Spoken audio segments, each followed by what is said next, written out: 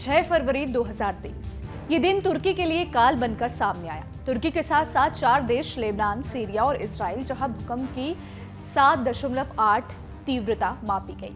वहीं इससे चारों देशों को मिलाया जाए तो 1600 से ज्यादा लोगों की मौत हुई है।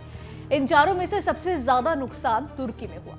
हालांकि भूकंप एक नेचुरल डिजास्टर है, यानी कि एक प्राकृतिक संकट है, लेकिन क्या आप जानते हैं कि इस भूकंप की भविष्यवाणी 3 दिन पहले की जा चुकी थी?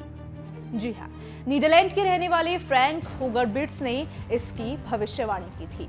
फ्रैंक होगरबिट्स सोलर सिस्टम ज्योमेट्री सर्वे यानी कि SSGEOS नाम के एक जियोलॉजिकल इंस्टीट्यूट में सीनियर रिसर्चर हैं। SSGEOS जमीन के अंदर होने वाली हलचल पर खास तौर से रिसर्च करता है। इसके चलते ही भूकंप और सुनामी जैसे नेचुरल डिजास्टर यानी प्राकृतिक आपदाएं आती हैं। 3 फरवरी को फ्रैंक ने जो ट्वीट किया है और जो अब वायरल हो रहा है, उसमें इस साइंटिस्ट ने कहा था, आज नहीं तो कल लेकिन जल्द ही 7.5 तीव्रता का भूकंप इस क्षेत्र में आने वाला है। इससे साउथ सेंट्रल तुर्की, जॉर्डन, सीरिया और लेबनान प्रभावित होंगे।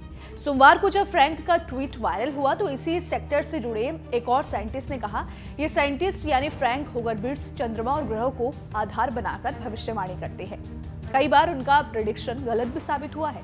हाँ, ये बात जरूर है कि सोमवार को तुर्की और सीरिया बॉर्डर पर जो भूकंप आया उसमें फ्रैंक की बात बिल्कुल सही साबित हुई।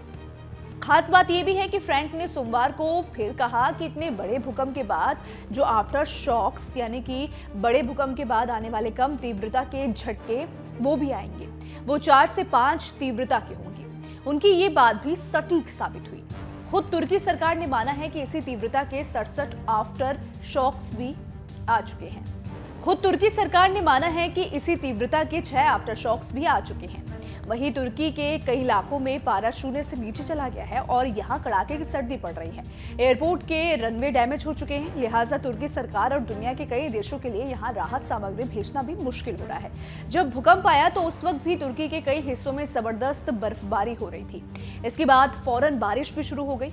एक रिपोर्ट के मुताबिक विजिबिलिटी कम होने की वजह से मिलिट्री एयरक्राफ्ट को भी टेक ऑफ करने में दिक्कत हो रही है। अब सरकार relief material drop in system अपनाने पर विचार कर रही है।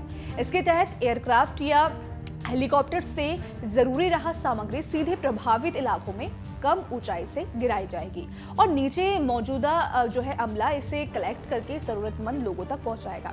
तुर्की में 30 मिनट के अंदर भूकंप के 3 बड़े झटके महसूस किए गए।